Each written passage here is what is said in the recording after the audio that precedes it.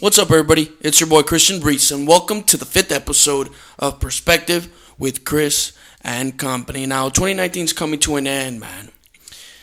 2020 is a new year for new opportunities. If you have goals, if you have aspirations, then reach them, right? I want to get into something real quick. You know who James Gunn is? Okay? He's the biggest movie director as of right now. He's worked with movie series such as Guardians of the Galaxy, big superstars such as Chris Pratt, Dave Bautista, Zoe Saldana. And now, he's working with the next superstar. Ladies and gentlemen, welcome Julio Ruiz. How you doing, Julio? How you doing, man? What's up, man? Right. Blood, that's right. Family, we are cousins. That's right. Yes, sir, man. Hey, I want to thank you for coming all the way from Atlanta just to come on the podcast. I know that's the only reason you're here. That's right, just a podcast.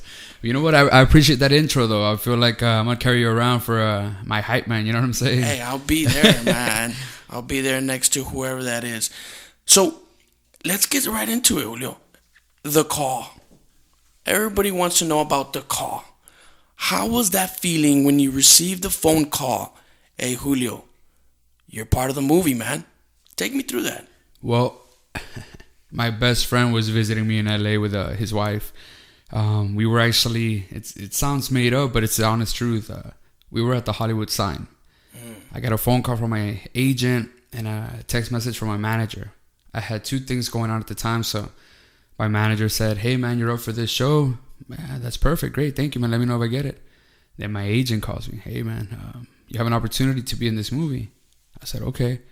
So I was really excited. Two opportunities. We were at the Hollywood sign. I was with my best friend, his wife, lovely wife. We were having a great time. So, the moment just felt right, felt good. It turns out my best friend was going to leave later on that night. So, back to my regular routine, go to work, do what I got to do. And I get a phone call the next day again. Hey, man, they're going to extend an offer. I said, okay. That's great. So, I've been in this business for a few years now, so I know that unless they actually make the offer, I never really go crazy believing that it's mine. Right. So it wasn't until 2 days later when they actually extended the offer and, it became a real thing. That's when I kind of, I was all over the place emotionally. I've been working really hard, sacrificing a lot of time with family and moving around from state to state, trying to make this a dream a reality. But finally, it came through. My managers called. They said they signed. And no joke, I shed a few tears. But it was all happy moments with friends and family that were around me at the time. Obviously, living in Los Angeles, I didn't see my mom or anything like that, but I made a phone call letting them know, hey, this is for real. But yeah, man, that's how it went. So you're officially a part of the Suicide Squad. That's right. Right. How do you think that when you first realized this, it kind of everything just clicked, man? Because coming from Laredo, Texas, especially, a place where a border town, a border city, where sometimes names don't get past Laredo. How did that make you feel? Or I'm very proud of where I come from. Being from Laredo, Texas, born and raised. I went to Martin High School, Hey, once a tiger, always a tiger. That's man. right. That's right. That's our motto. If you don't know that saying, you're not from Laredo. That's right. Everybody's connected to that school one way or another, whether a parent, uncle, grandparent, something like that. So, but with being from Laredo, Texas, I felt a sense of pride. I feel like families behind me. Once you hear that somebody made it out of Laredo, you want to support. So I've kept in touch with some of the people that I know are doing either, writing movies, doing books, acting as well, singing. So just being a part of that community feels like I've done something right. Being raised by a single mom, being raised by my uncles and grandparents, it was a group effort. Right. We didn't have a lot, but we were rich in love. So that was special to me. How long did it take? How long was it from your beginning to, okay, I want to do acting as a career, and then to when you got that phone call? What was that time period? Well, when I started chasing after it professionally, it was about 7, 8 years. Okay. But I wanted to be an actor since I was like 7. So, Right. Yeah. So, but when you finally told your mom, and you finally told your uncles and your aunts and your family, hey, I want to do acting full on, what was their reaction? Did they agree?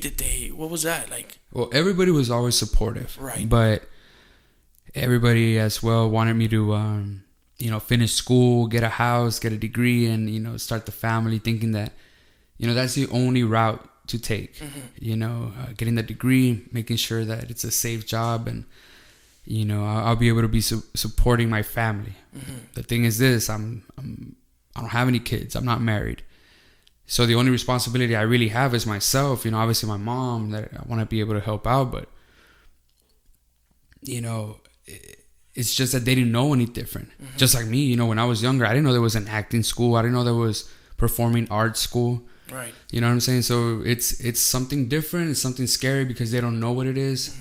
But it was the same for me. It's just I didn't see myself staying here in Laredo, or even if it was San Antonio, Dallas, Texas, or whatever. But I didn't want to do that regular 8 to 12, 8 to 5 job. And of course, when, like me, I know when I was younger, even me, or anybody, you tell your parents, hey, I want to be a superstar, or I want to go live in Hollywood. I want to be in those parks. Right. It sounds like such a fantasy. And it's totally understandable that the family or your friends were like, Julio, come on, you're dreaming too big. What was your response to that? Like, watch me. That's right, man. I mean, like I said, it's nothing against them. They just didn't know any different. It's nothing wrong with it. It's just like I said, I had a bigger picture for me. Sure. Bigger dream. Obviously the opportunities are very few and far in between here in Laredo. But as soon as I moved out, I saw some doors opening. But crazy enough, my career started in Laredo.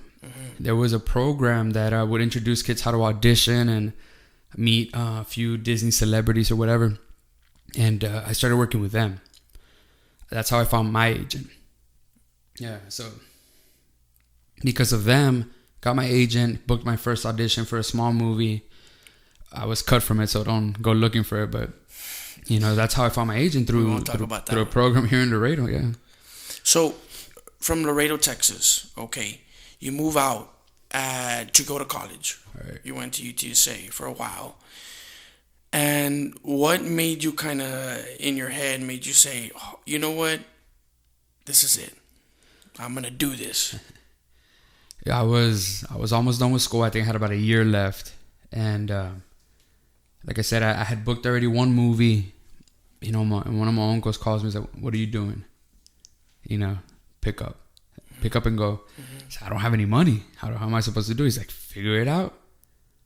So no money. I'm going to say I had maybe $1,000 in my bank account when I said, I'm going to move to New Orleans. Because I booked one movie, and there I met, which turns out to be my acting coach now, James Dumont. Great guy, done a lot of projects. And I asked him, hey, do you think I should move to LA or Atlanta or New Orleans? He's like, do you have any representation in LA? I said, no. Do you have any other acting credits? I said, no. He's like, move to New Orleans. It's popping right now. You're going to get a lot more opportunities, and it's not as competitive as Los Angeles would be. Right. So I moved to New Orleans. Like I said, $1,000 in my pocket. Go get an apartment. Go get 2-3 jobs at a time. And I made it happen, man. Started booking more jobs there and built a little bit of a resume. But this is where the struggle begins. Yeah. And what clicked or what happened when you said, oh, crap, this is real life? Well, I never saw it as a struggle. Okay. I went through a lot of ups and downs, especially in New Orleans. But because it's what I wanted to do, it was never like, man, why am I putting myself through this? Or why is this so hard? I don't have any money, blah, blah, blah. I had the time of my life, man. I was running a nightclub / restaurant on Bourbon Street. Became a manager there, so I quit my other 2 jobs and was having a great time, pretty much enjoying the nightclub life without doing the drinking and all that stuff. Right. Yeah. So, again, it wasn't a struggle for me. If anybody cares or wants to know, there were times where I slept in my car.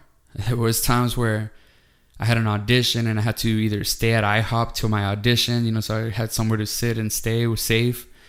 So there were moments like that I look back now and it's like, whoa, if I was a little bit older and I had a lot more to lose, then maybe it would have been scary. But at the time I was, 22, 23. I didn't care. I didn't have a worry in the world. And now you're looking back at that and you're like, well, thank God I stayed there. Opportunities, man. Opportunities. You make your own. And honestly, people say knock on the door and somebody might open. No. You knock that thing down, man. And me sitting at IHOP, sleeping in my car was, people don't know I did that. But because I allowed myself to be in that position and hopefully, make something of that audition, even if I didn't get it, they were going to remember me, call me for something else. For sure. That's what you have to do. Was there ever a point in the 6-7 years when you said, it's not going to work out? I got to stop. I gotta, think the future. Never. It's scary to say out loud, but, you hear a lot of people talk about him. One of the biggest names in the world right now, Gary Vee. He says, you're going to die. Right. What are you going to do about that today? You know what I'm saying? I don't need him to tell me that. Ever since I was young, I had that mentality, what's up. I mean, my mom used to work 2 to 3 jobs at a time to help support me and my family, whatever. Grandparents raising me, my uncles, being my coaches or taking me out to eat whenever I couldn't, whatever. So seeing my family struggle like that, and before I say anything else, I'm not in acting because of the money or whatever. What I'm saying is that because of the passion I have for it, that's why I was willing to struggle for it. I never saw it as an opportunity where, going back to your question, I never saw it like, no, if it's not gonna happen by now, then I can't do it. I never put a limit, an age limit or a time limit about when or where I was gonna quit. Because it could be tomorrow. You know what I'm saying? There's a picture on the internet where there's this one guy breaking down, a wall to find diamonds, and he quits just half an inch before finding that diamond, right? Right. And the other guy continues and he finds it. That was me. I never saw it as like, maybe till I'm 28 and that's it. Maybe I'll go back to school. No. I knew it was gonna happen. I just didn't know when. That's the mentality I had, and it was never a fake. I never had that. How can I say this, man? I never thought it was a fairy tale. Like it was for real. Like, it's gonna happen. It's just when. Right. You had this dream, but it was never a fantasy. That's right, my man. Yeah. Hey, that's a bar right there. Yeah. Make sure you write that one down right there, man. So right now you're working on this movie, The Suicide Squad. Yeah, correct. And how's it been just, working with all these different kinds of people? Did it ever hit you? Did it ever shock you? Oh my gosh, this guy's right next to me, or I'm one of them now. You know what, man? Ever since I was young, I've been lucky. No matter where I've been, whether it's going to Six Flags in San Antonio, going to just a restaurant or whatever, I've always been lucky enough to run into people that I look up to as far as celebrities go, as far as movies go. And I was never starstruck. It was more like, without trying to sound any kind of cocky or whatever, it was always more like I belong there. So when I got the movie, yeah, sure, I was excited, man. Like you have no idea how much it meant to me. But meeting the actors and everything, it's a lot of respect. I'm not gonna lie and say that I don't, I'm not a fan of, when I talk to them or whatever, because I am. But knowing them and talking to them, it's more about respect and knowing that what they've gone through is similar to my story. But obviously they've been doing it for a lot longer than I have. So no, it's never been a moment of like, oh crap, I don't belong here, blah, blah. It's called the imposter syndrome. So you think that you don't belong here. Yeah, there's been a few moments where I'm like, okay, well, this is surreal. Right. I'm working with certain people that I've been watching on TV for, almost 10 years. To remember. Yeah, exactly. So it's fun, but it's never been a moment where like, oh crap, You moved to New Orleans, you said. Yeah. Okay.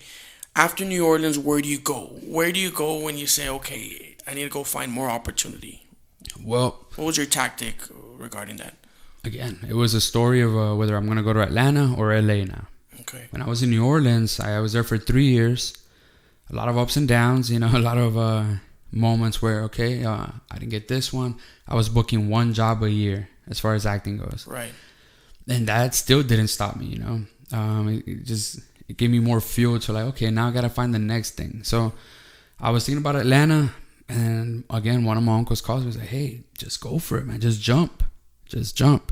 So, okay. I saved up enough money, moved to Los Angeles. That's where I'm at right now.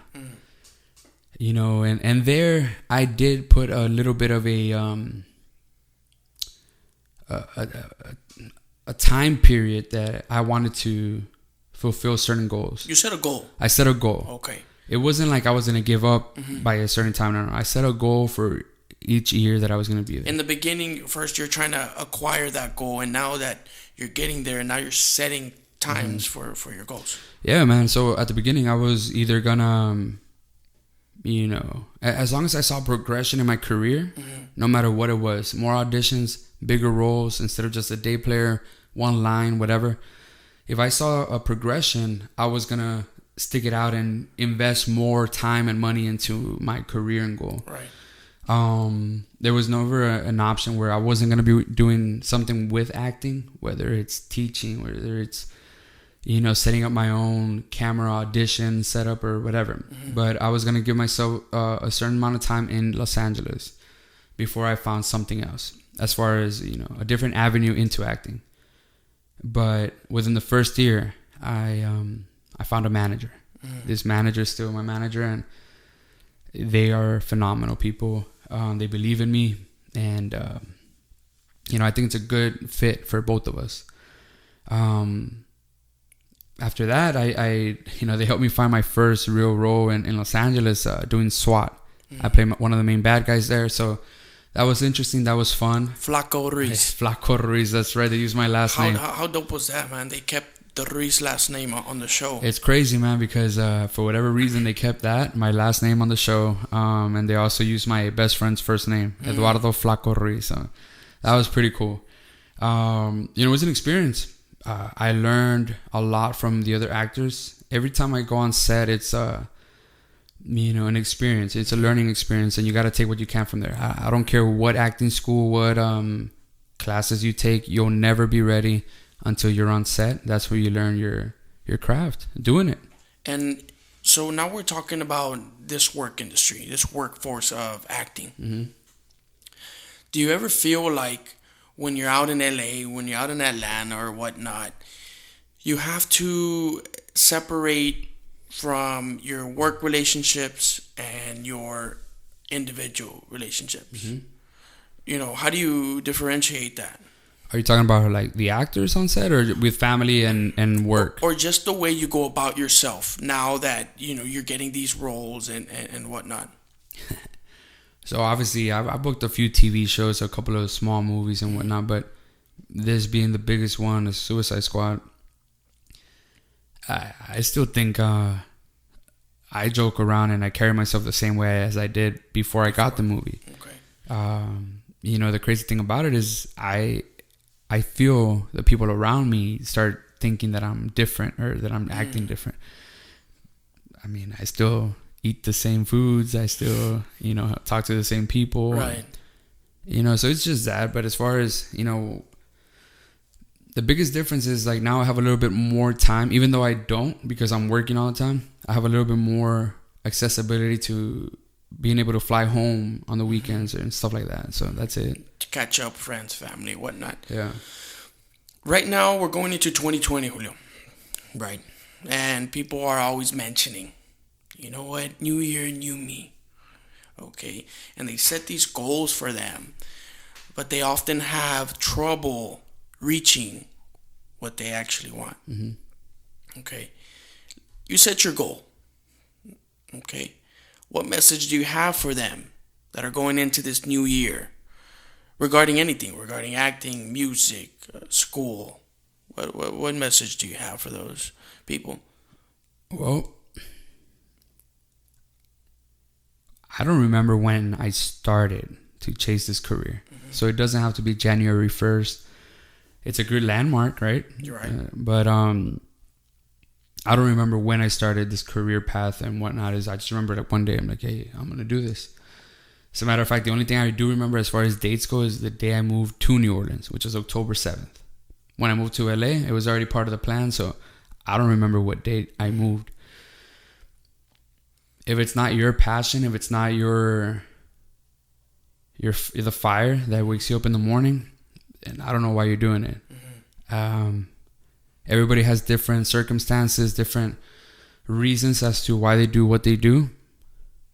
But I know that I was lucky enough to be raised by a single mother, great family behind me, supporting me, that allowed me to do and chase after what I wanted to do. Even though they were worried and they didn't know how it was going to turn out, right, they never stopped me. I was fortunate enough to where, like, you know, I ran out of money once. And one of my uncles did help me out with that. So that was pretty cool, but paid him back within like 2 weeks after, I got this other job. We're good to go. But as far as goals and school, what you want to do for work and whatnot, if it's for you, it's perfect. But you got to do it, right? You got to wake up. If you start doing things for other people, that's when it starts getting a little bit heavy on you. Like, I don't want to wake up today. I don't want to have to go work out. I don't want to work my 8 to 5, And that's not what you shouldn't be doing then. No, exactly. But obviously it's circumstances. If the cards you were dealt, sometimes you got to play them one way or another, right? I'm saying, like, you got responsibilities. I can say this freely because I don't have anything besides myself. I know people that are, okay, so now they're married. Now they have kids. Now it's no longer about them. Now it's about their kids. But you know what? You can make it a team effort. Right. Split your time. Okay, so you take care of the kids during the day, I go to school at night. Or vice versa, I'm sorry, Right. If you have kids, okay, you gotta... I'll tell you this much, man. I once said a statement about my mom where a friend of mine she corrected me and she opened my eyes. I said my mom gave up her life for me, her everyday life for me. And my friend said, nah, you are her life. You see what I'm saying? So it's perspective, just like, what you were talking about. It's the way you see things, the way you do things, but, there's opportunities in every situation. And like you just mentioned it, man, perspective. See, that's why I chose this word, okay? Let's just go off a little bit. Perspective, man. When you hear this word, it's because you're looking at something in a different point of view, okay? Right. So... correct me if I'm wrong. Other people would look at you and say, come on, Julio, you're from Laredo, Texas. We're raised by a single mother. Okay, you went to school and you didn't finish. That's not going to happen, right? But in your eyes, in the eyes of the supporters that were supporting you, in their perspective was, you can do it. Yeah. You can do it. No matter what I did, I knew I was going to be successful. I wanted to be a teacher. And, it just wasn't, when I started going to school for it wasn't what I wanted to do. There was no way I was going to be able to teach these kids about life, more so than just being a writing teacher or whatever, because I didn't have experiences. Living in different cities, different states, meeting different people, listening to different backgrounds, cultures. It starts opening your eyes as to what you can do. Like you said, people, whenever I'm out in the real world, I never feel like they can hurt me with their nose, with their opinions of me. Because, we joke around with it, but mostly our friends at home or even our family members roast us harder than anybody else, right? They're our biggest critics. They are, but only because they want to see us succeed. Right. Talking about... the cards you're dealt. I wrote about this once and I said, I'm not supposed to make it because I was raised by a single mom. I'm an only child, but single parent home, no real money, where I grew up in Laredo, Texas, there's not a lot of opportunity when I was here, whatever. No. The reason I made it, or I want to make it, or that I will make it, is because I was raised by a single mom. Because I was raised in Laredo, Texas. Right. I had the support of my family. So, it's perspective. If you focus on the negative of that part, single parent home, it's easier to get into drugs, gangs, all that stuff. I mean, you know what? That's on you. You got to change the narrative. And you mentioned earlier Gary Vee. If you don't know Gary Vee, get on the ball, okay? But Gary Vee usually says patience is key, okay? Right now, this is something that he mentions all the time. He says that we're young right now. Even 30, 40, 50 years old, you got to be patient. Yeah. Do you think everything that's happened in your career, in your life, getting these little roles, did it lead to something big, which is now the Suicide Squad? Definitely. I had a meeting with an agent in LA. Very big agency, very well-known agent. And one of her first questions to me is like, what makes you different than all the other 5 million actors in LA? I sat there for a quick second and I said, well, I didn't know there was 5 million actors in LA. I just knew, a lot of people wanted to be actors, but I didn't know a specific number. She dropped that on me. And I said, well, everything I've done up until this point brought me to your office. Where are they? They're not here. And I didn't say that as trying to be conceited or anything conceited like or be a jerk. None of that. I was just very confident in what I was doing and who I am. When it comes to auditions, I walk into the room and I don't worry about every single person that looks like me. No. I worry about what I'm going to do in that room. You know what I'm saying? So if you start focusing on the other opinions, other people, you won't never get out of that box. You know what I'm saying? You got to be outside. You got to be making moves for you.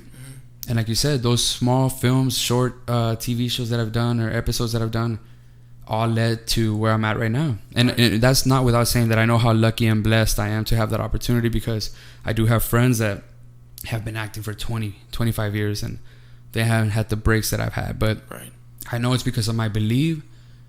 Obviously I put myself in the right positions and I try to stay away from negative energy, negative, people. And that's about it. So the Suicide Squad comes out 2021, August 6th. August 6th, correct. August 6th. Make sure you guys go out. Make sure you guys go support that film, okay? You're traveling all over the world filming this, okay? What comes after? What comes after for Julio Ruiz? Well, hopefully continue being a working actor. Okay. You joke or, you might say because you believe it, but for me, it's not about being a superstar, movie star. Never been about that. I love what comes with it because I know that people are celebrating my success and my hard work, but I'm not into all that stuff. You know what I'm saying?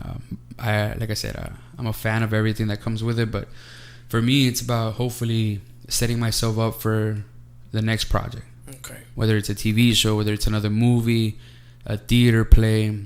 Somebody once asked me, are you willing to do this and get paid peanuts to act? I said, you know what? As long as I get to do what I want to do and hopefully pay my rent, I'm okay. Obviously opportunities have come up where I'm doing a little bit better than I was maybe 2-3 years ago. But hopefully this movie is going to set up my next acting job, my next career. To fulfill my career and be an actor for the rest of my life, a working actor. Now, for everybody watching, for everybody viewing this video right now, Perspective, episode 5, what message do you have for the people? Just a quick little message, man. Something that they need to hear to kind of get inspired for what they have. Well, I never thought I had a platform like Gary Vee, like somebody else that inspires you. You know what I'm saying? Maybe an artist, a celebrity, a singer, or anything like that. I never thought I had a platform like that. Seeing the response from people that I know and teachers that call me to talk to their classes, and obviously people from Martin High School or no matter where, actually friends from United that graduated with me, but now they're teachers at United or anything like that. They call me and say, hey, man, can you talk to my kids? There are opportunities out there if they just focus and work hard and whatnot. So along with this movie, even though I had already done a lot of TV shows and other movies, I understand what the Suicide Squad is and what it could be and what it does for me. It gives me a bigger platform to speak of what I've been through and hopefully of what I can introduce these kids to, because I didn't know, like I said, I didn't know there was acting schools. I didn't know there was opportunities like that. So, when people ask themselves, could I do this? Is it a far-fetched dream? You know what? Maybe it is. Mm-hmm. But how are you ever going to find out unless you do it, right? So for me, it's now the opportunity that I have is like, well, I am that, kid that grew up in Laredo, Texas, went to Martin High School, had a lot of fun, during that time. But if I'm able to say anything, it's like, look at me. All right, not in a look at me kind of boasting about it. No. I am you. I am that guy from Laredo, Texas that, like I said, single parent home, not a lot of opportunity, not a lot of money. You know what I'm saying? But one way or another, I made it happen. I said this not so long ago. It's like, not everything's gonna be easy, but not everything has to be hard. You gotta enjoy what you do. And like I said, I didn't realize I was struggling until somebody brought it up to my attention that, you slept in your car, you slept at IHOP waiting for auditions, driving 8 to 12 hours a day. If you didn't take your car, you took the bus to New Orleans. Right.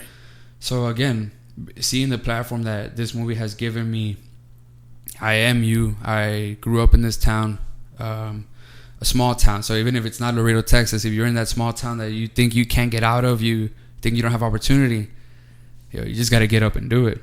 So that's basically it, man. Just do it. Exactly. Like Nike. Nike, man. Just do it.